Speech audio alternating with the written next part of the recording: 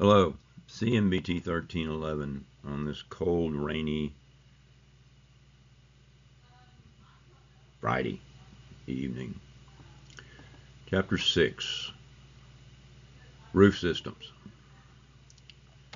Roof slopes, reinforced concrete roof slabs, precast roof slabs. We'll go through all this. There's 30 pages in here. All right. The roof system functions as the primary sheltering element.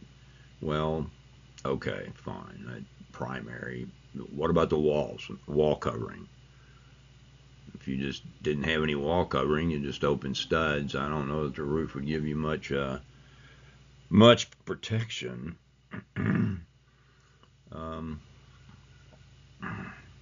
Especially down here in our climate where we get blowing rain. Well, anyway, all right. The roof is nothing more than an elevated slab, except it's sloped, or it better be sloped, or pitched, or whatever. Now, in New Mexico, where they don't get a lot of heavy snow and rain, yeah, you can have a flat roof. You're out in the New Mexico desert. But if you're up in the Lincoln National Forest, you better have a pitched roof on your house, because it rains a lot up there in those mountains, and snow, heavy snow. And you drive that 45 minutes to an hour and a half down that mountain road down to White Sands, New Mexico, then you'll see a lot of houses with flat roofs. Well, anyway, just like the floor system, the roof must be structured to span across a space and carry the loads: the wind load, dead load, the weight of the roof, and a live load, and the weight of the roof covering. And anybody that has to go up there to work, whether it's a flat roof or a pitched roof even, and snow build up. I mean, you certainly wouldn't want a roof like that in Crested Butte, Colorado at 10,000 feet. Well, anyway, all right. Now, flat roofs can be used as decks as long as they're designed properly to shed the water. But they're expensive. Making a flat roof over the conventional same span as a pitched roof is a lot more expensive, as you can probably gather. All right. You're responsible for reading all of this.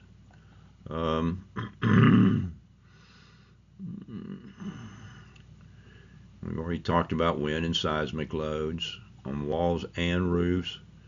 So there's all kinds. In this elevation, we have many kind of roofs. These could be I don't know, these might be a dome, they could be a shell. That's a space frame. This is a standing seam metal roof, it looks like. There's a ridge line. And this is a hip roof. All kinds of roofs. All right, flat roofs. My God, I already told you about the horror story. But that building that collapsed because the interior roof drains were plugged up, and this water built up, turned the roof into a swimming pool, pulled the bar joists off, everything went down into the building. Luckily, nobody was home. Nobody was home. It happened early on a Monday morning.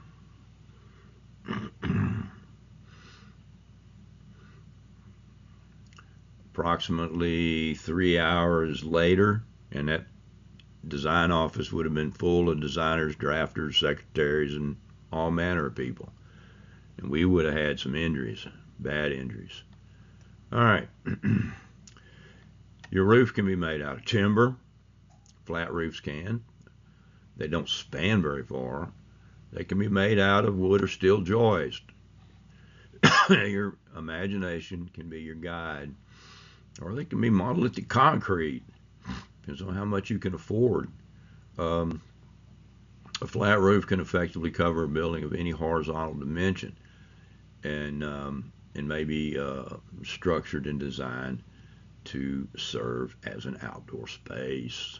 Okay, um, like a space frame over a basketball court or something like that. All right. Best thing to do though, if you're going to make a flat roof, is try to make it a two-way slab if it's reinforced concrete.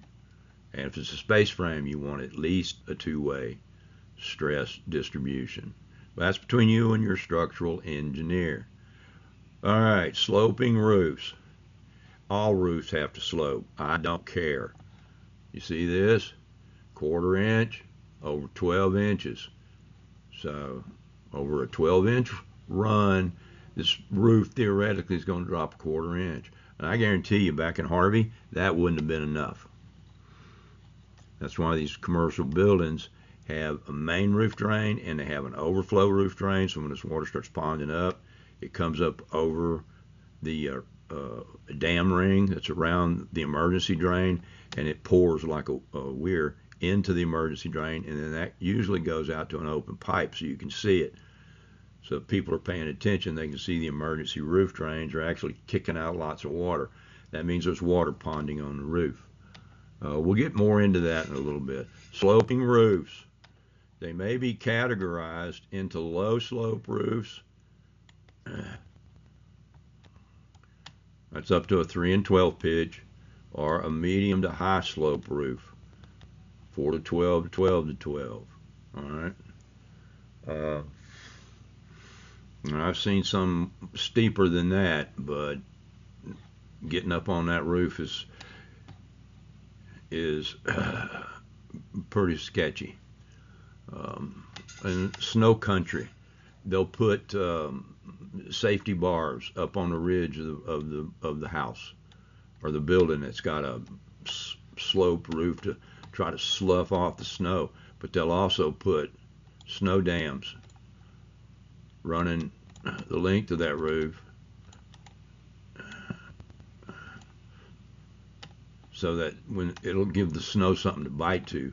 And then periodically during snow season, they got to get a snow removal crew, and they'll go up there with their harnesses, their safety fall harnesses. They'll tie off to that safety line. It's much like safety line on an offshore sailboat. They clip on that, and then they'll kind of belay down and start shoveling snow. Certainly not something I want to do, but I've seen it done. They got to have it done. All right, the slope, the roof slope affects the choice of roofing materials. It affects your choice of roofing materials. Okay?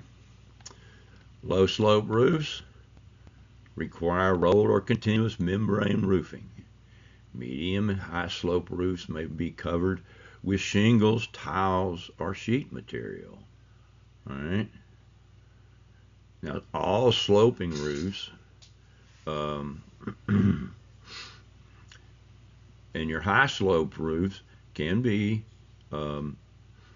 steel or shingle. I've seen them, but it needs to be engineered. But all slopes, sloping roofs shed rainwater easily to your eaves or your gutters. Now that's a no-duh. Okay. Of course they shed the rainwater. And the steeper the slope, the faster the rainwater comes off of it. And there are calculations in the building codes that you have to go through to figure out what it is. All right. The height and area of a sloping roof increases with its horizontal dimensions. Well, no kidding. The space under a sloping roof, I love some of this, may be usable. I got a chuckle out of it when I taught it face to face. Anyway, well, no kidding. Yeah, the height and area of a sloping roof increases with the horizontal dimensions. The space under a sloping roof may be usable. It's called your attic some sloping roofs, like the one I've got on that 50-year-old house that I'm cursed to live in. Um, it's not a true two-story, it's a story and a half. And so the upper two bedrooms and bath are fitted off into that high pitch. And when I was a younger man, I would get up on the roof and work, but I am not doing that now at 69 years old, especially after spending all that money on those screws and rods and spacers in my spine. Nope, not anymore. Slo Sloping roofs may have a structure of anything. Now, we've already talked about this. There's no difference than the structure of a roof than it is of an elevated floor. All right, wood or steel rafters with sheathing, and if you glue a nail or screw your sheathing down, it works as a diaphragm. It can be made out of light gauge steel. It can be made out of heavy gauge steel. Timber or steel beams, purlins, and decking. And we'll get into these terminologies in another deal. I'm sure it'll be another video in chapter 6. And timber, heavy timber, like you're going to do some big Amish thing, or steel trusses. Heavy timber trusses are like steel trusses. These things are designed by structural engineering, and these are not the lightweight 2x4 with a 2x6 bottom cord and a 2x6 top cord that you see on these trucks going out to these track homes. Some of those trusses I've seen are all 2x4s. Okay, all right. Reinforced concrete roof slabs. All right. Boy, you're going to be really impressed with this statement up here.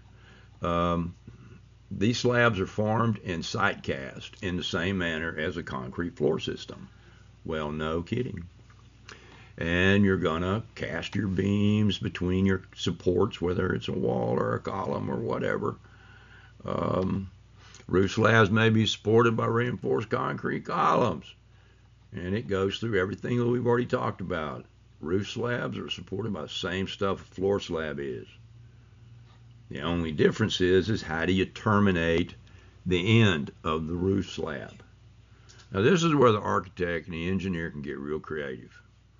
They can do an overhang all the way around the structure. And what does that overhang do? That would block some sunlight coming through, right? Got the sun over here.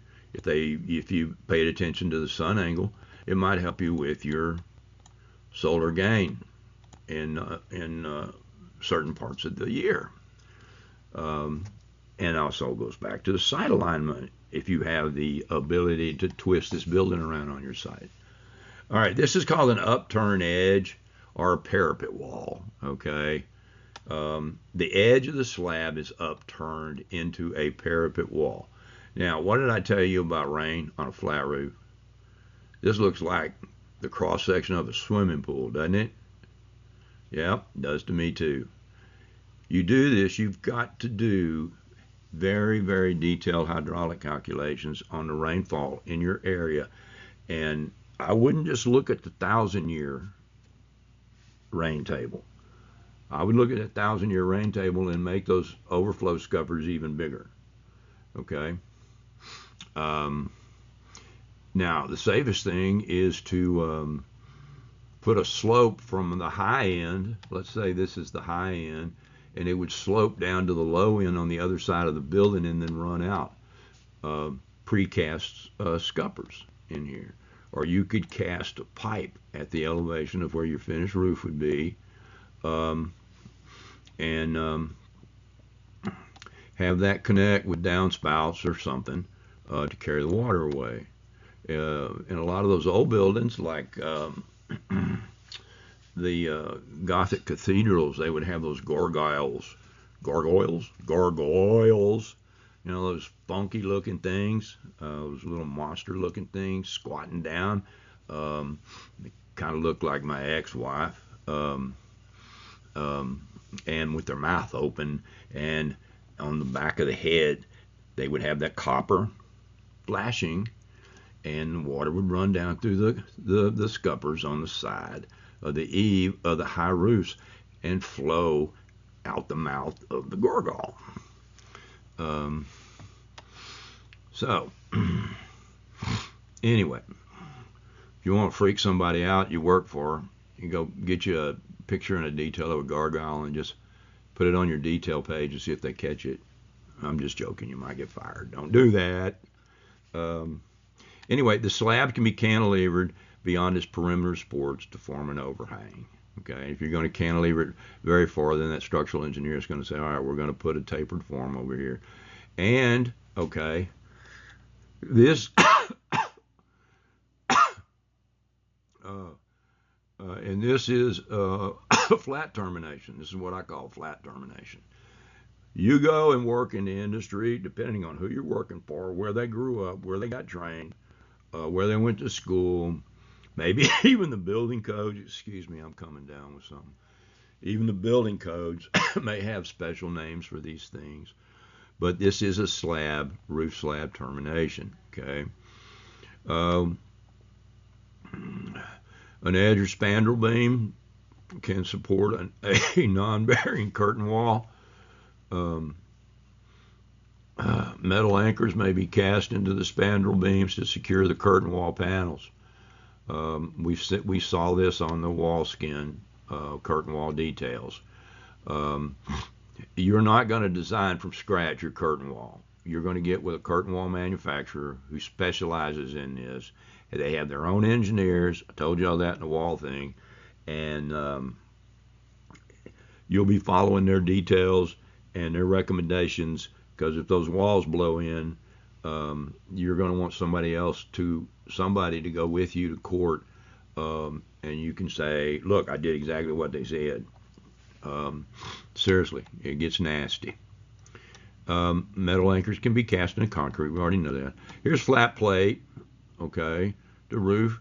If it's a flat plate, then the roof is flat. However, see, this would be a gable in. Okay, there's a ridge line. So if you set that on a support, let's say we'll go a third and a third. Try to do a third. Okay, this is one line of support. That'd be the other line of support. Remember what I told you? Further out you overhang this and balance this in, this can get thinner because the dead load will help balance it out. Well, and this could be higher, and this could be a little lower, and then that way it would shed the water to one side. Maybe you had a water feature over here that was deep enough not to get eroded when the water shed off of this, depending on the square footage of your runoff. Depending upon the square footage of your runoff. Now remember what this was? Go back and look at it. Okay. Concrete can be cast or sprayed concrete, gunite, into any shell form or shape. Okay. That you want. You could actually make this, which would probably be more economical as a tent structure, but you could make this a concrete shell. You certainly can.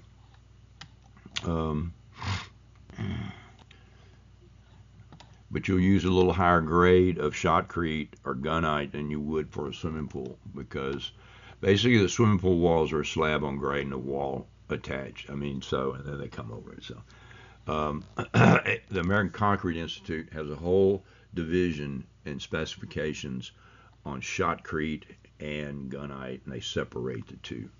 All right, precast roof systems, just like a precast wall. You're made in a factory, right? Okay. It's very hard to make this a rigid frame. It's just like a floor system, except it's on a roof. Here we have a parapet. We got a raised roof, so we got to do something about the water. All right. Bearing connection should allow for limited horizontal movement due to creep. Now your structural engineer, he is going to do that he will do those calculations. All right, and this is termination point in here. These panels can only be so long, or your structure gets super duper heavy. So we're going to run these panels from the corbel out here. And if this was a cast in place load bearing wall or a tilt wall, that corbel would run the full length of that wall.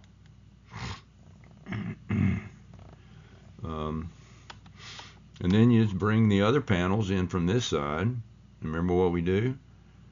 Then when we cast the concrete topping to fill in the grout joints and the key joints in here, remember, reinforced concrete topping, 2 inches minimum, hooked bars, casting a slab in the edge.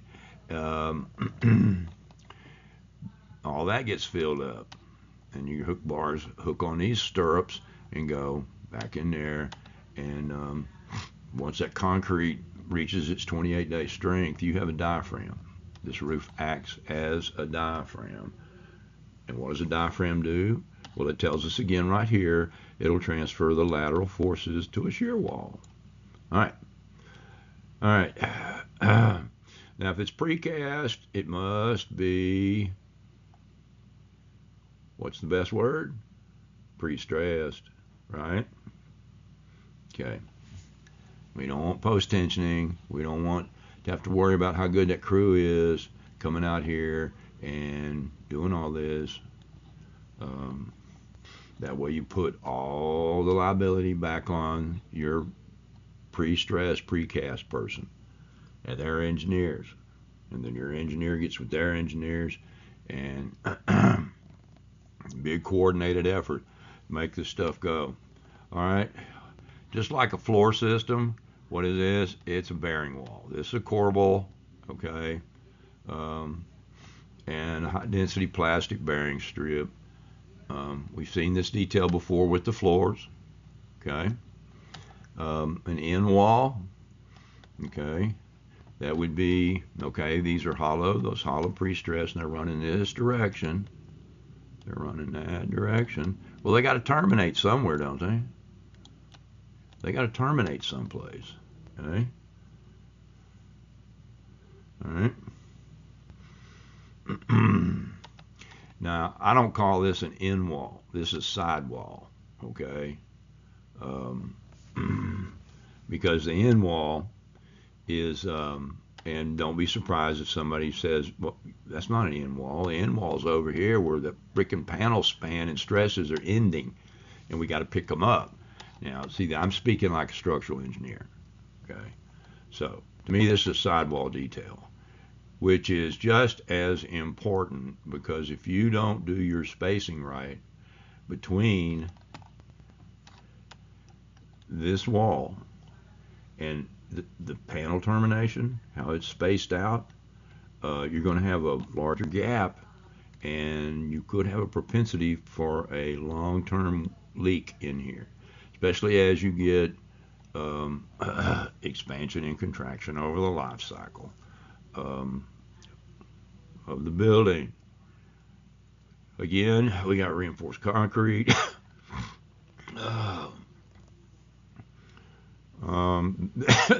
The underneath side of these things, you can have any kind of treatment you want. All right, but for the official detail of this course, this is an end wall. Okay. Okay. All right. Because it's a bearing wall over here, even though that thing ends there. All right. So, potato. All right.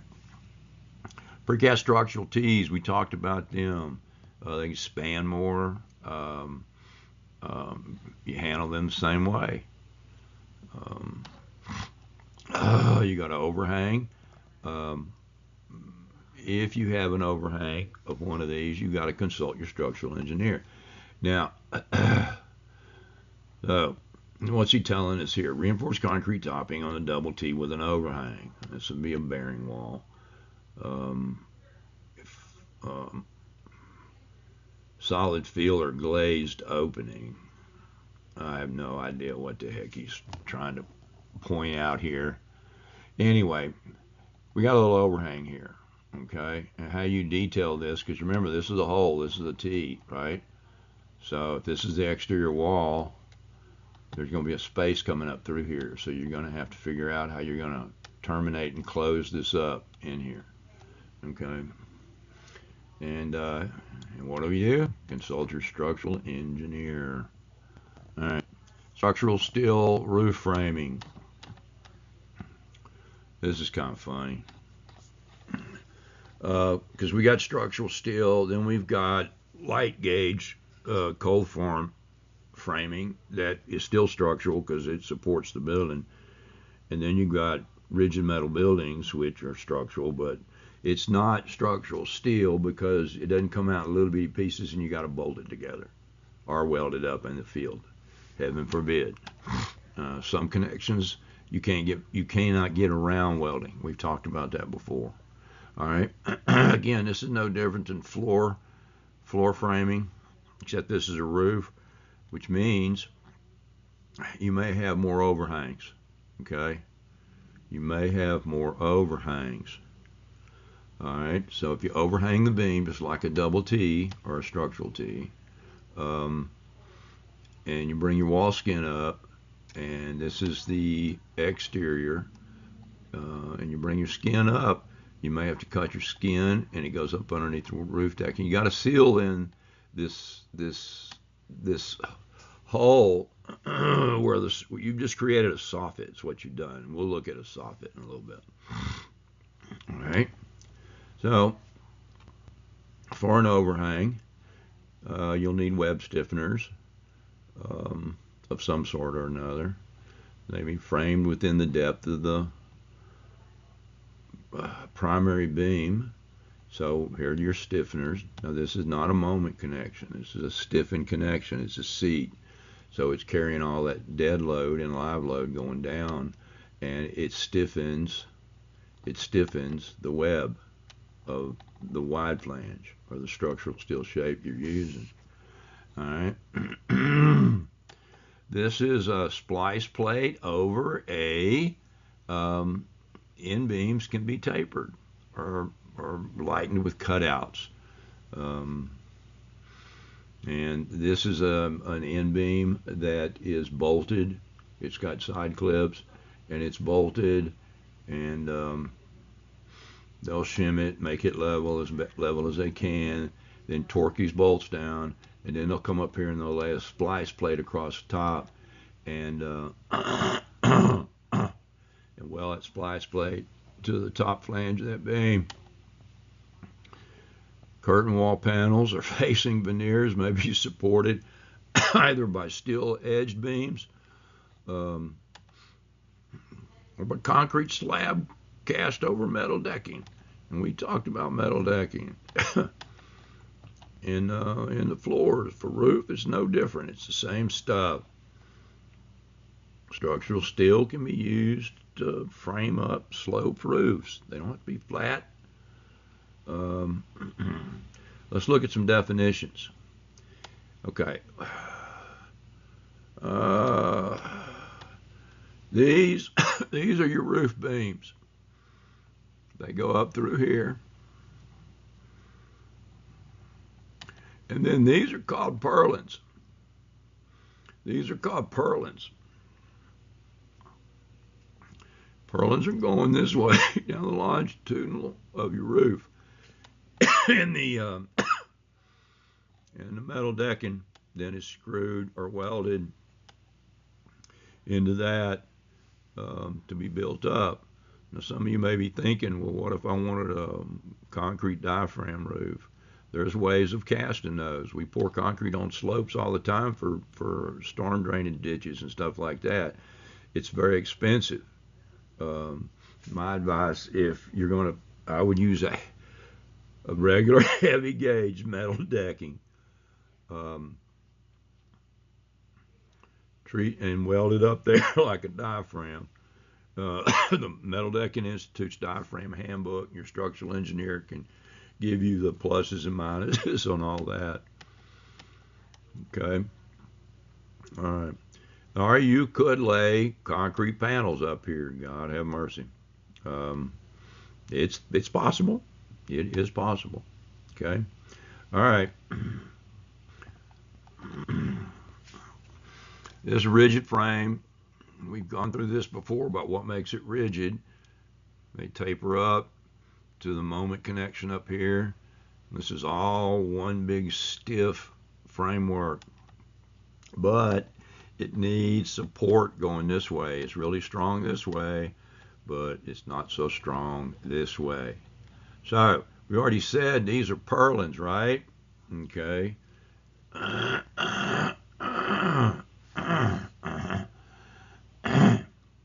We already said these are purlins. And even in underneath the purlins, we've got this X bracing. And those would be steel rods that have turnbuckles on them. They tighten the absolute way out of them. Get all the tension they can. Now, on a prefab steel building or a rigid frame building, the end one is called the eave strut. Okay, your purling spacing is your mileage is going to vary. You may have to have a 2-foot spacing as opposed to a 5-foot spacing. It all depends. Okay, it depends on the structural engineer and the loads and what's going on in the building. Now, what are these metal strips going along the side? These things are called girts, like a girdle around the the perimeter, and they're just like a lighter weight purlin, and what they do is support the metal skin or whatever you're going to put on this rigid frame building as your outer skin, your outer wall covering. Okay, gives you some more rules of thumb about how they're spaced, and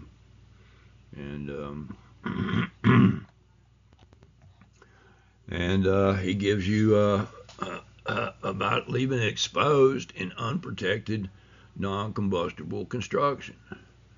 For fireproofing, you got to see Section A12, Appendix 12A. Fire code is who you really see. Okay, some building codes reduce the fire protection requirements for steel roof structures 25 feet or more above the ground.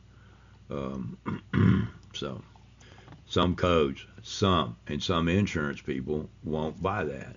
Okay, so let's look at a pitch for a rigid structure. The pitch can be 1 to 12 or 4 to 12.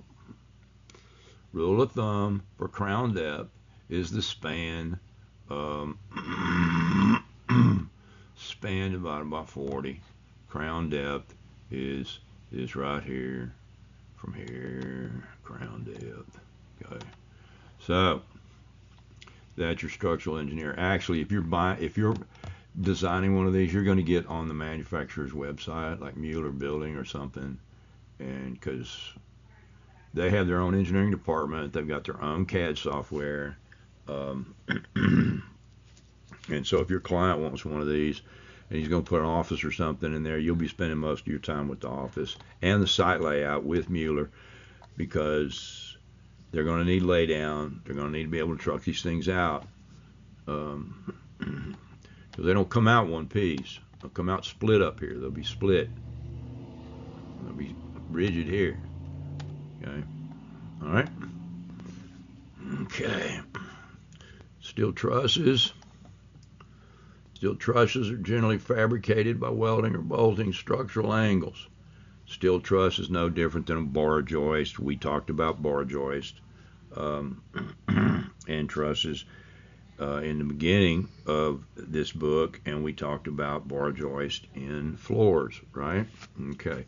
Well, now we're going to use steel trusses, and sometimes you call them trusses, and sometimes you call them joist.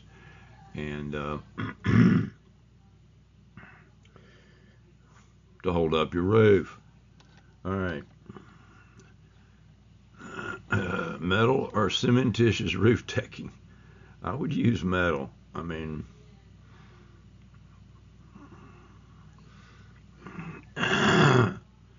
cement is it's heavy,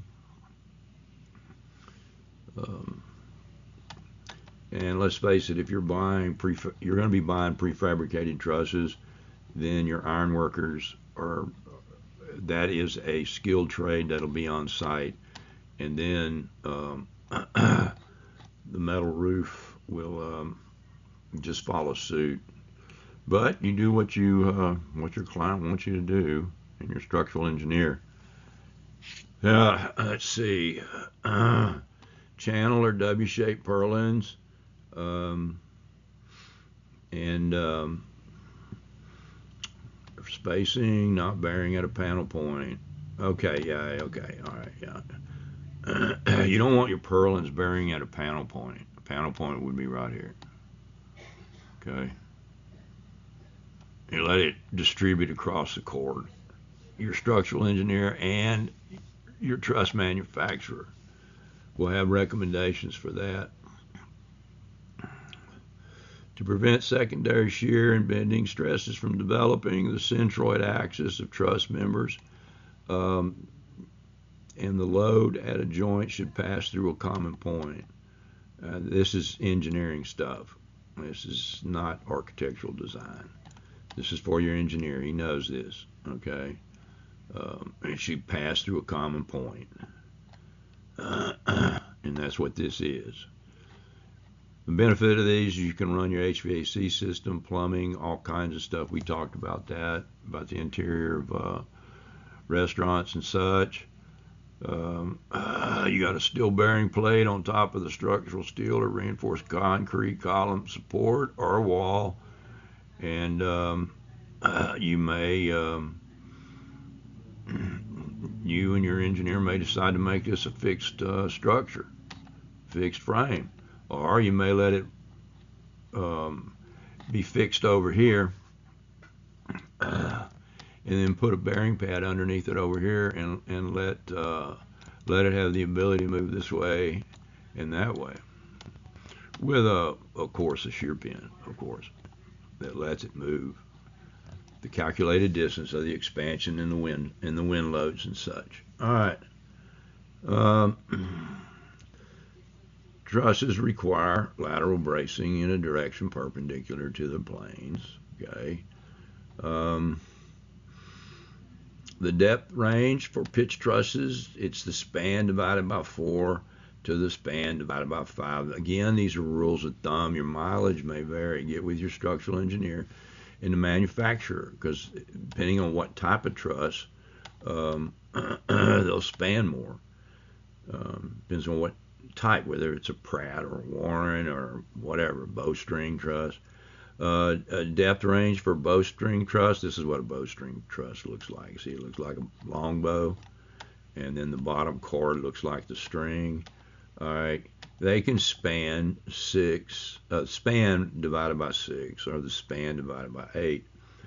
Now this is like pre-stressing those concrete panels. Remember, they put a camber in them, and so when you load them down, it's already pushing up, and so when you load across those purlins, and it goes through these nodal points and down to the lower cord, this bow is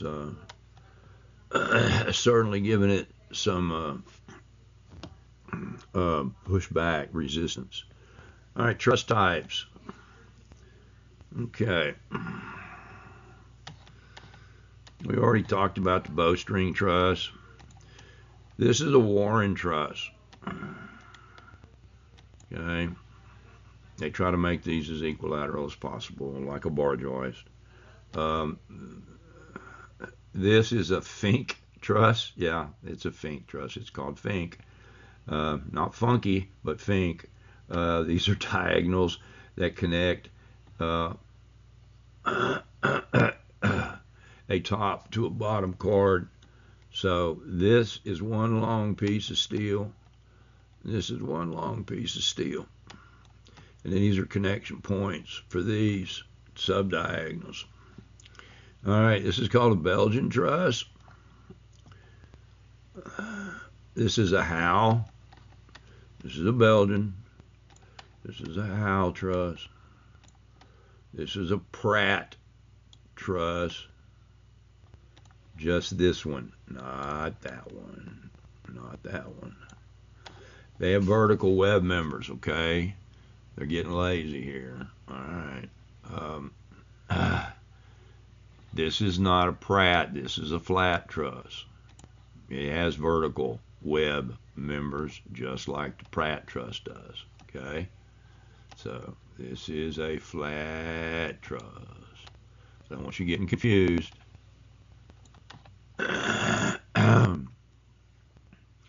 Alright, this is a raised card truss. Now this is a double camber truss. You might have seen some of these on some old suspension bridges or pieces of something like this inside the structural element of a suspension bridge. The raised card trusses, they got a bottom cord that's raised above the level of supports. We know what that does. It's got a built-in camber. And then the top cord is raised. And so this is already in like a spring, like a leaf spring on a truck upside down. And we're gonna put the load on top of it. And this pre-camber will resist that load for the given cross-sectional area of these members. All right, now this is a scissor truss. It's a scissor truss because this member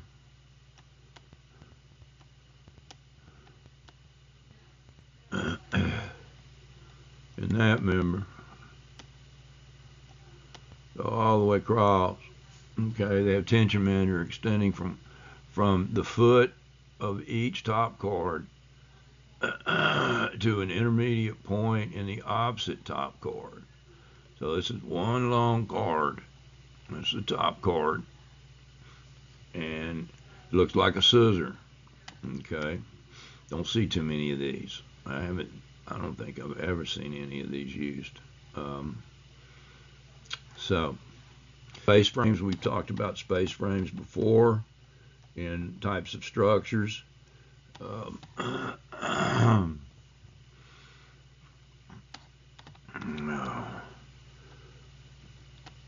are we at?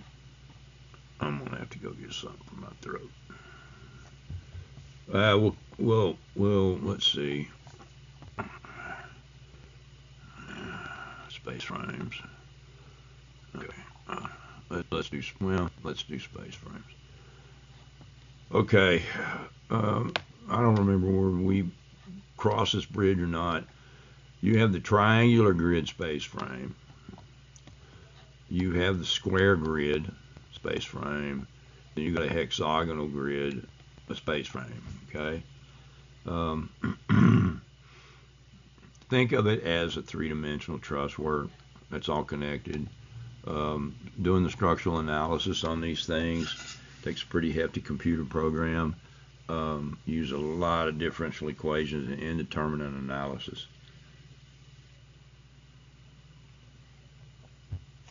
That doesn't mean anything to y'all, but it gives me nightmares. Thank God we had finite element modeling shortly after I became an engineer. But we had to do all this stuff by hand.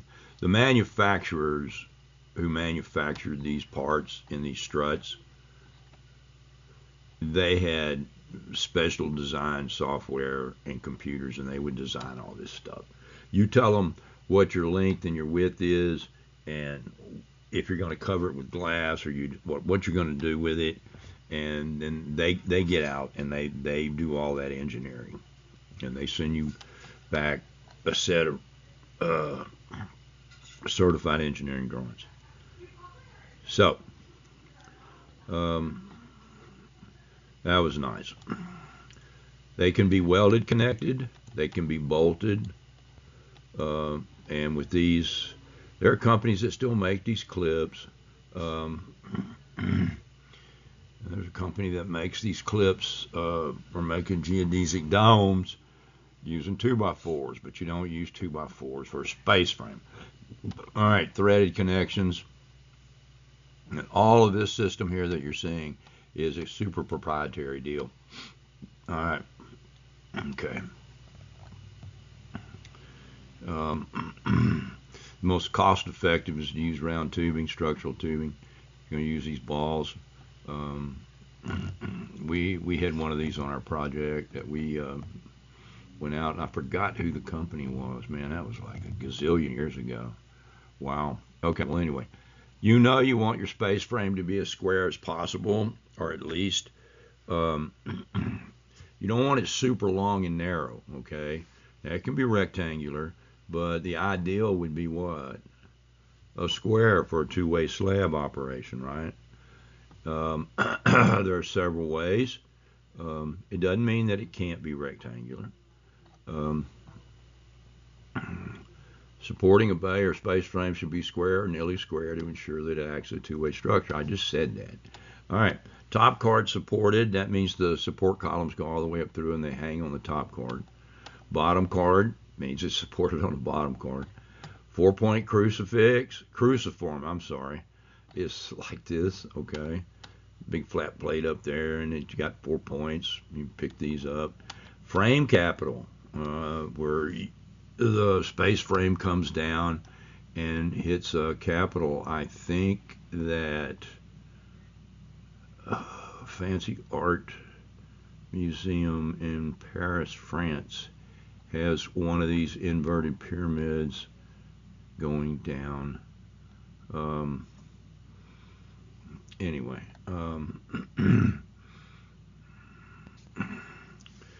interior wall. The space frame can rest on an interior wall as long as it's structural.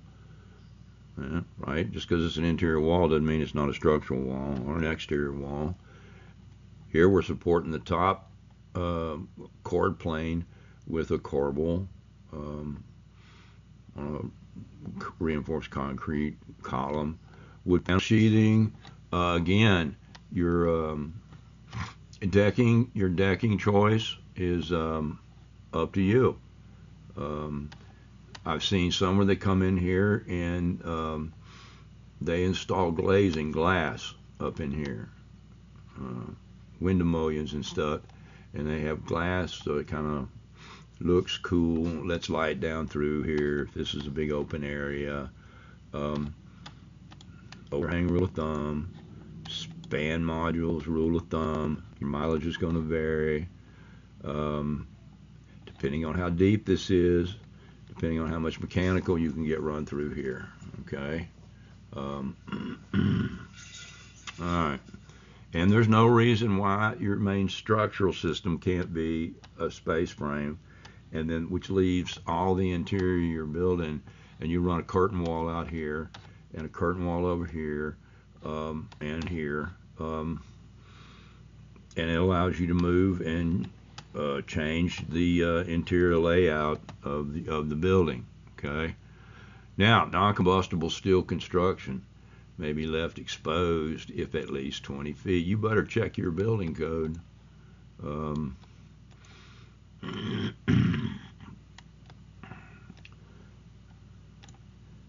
Depends on what the fire loading is in here, and if it's enclosed or what. That will be your building code and your fire code. All right, we're going to pick up with open web steel joist. We will pick up on video 2 with open web steel joist. Oh, yeah, 48. Okay.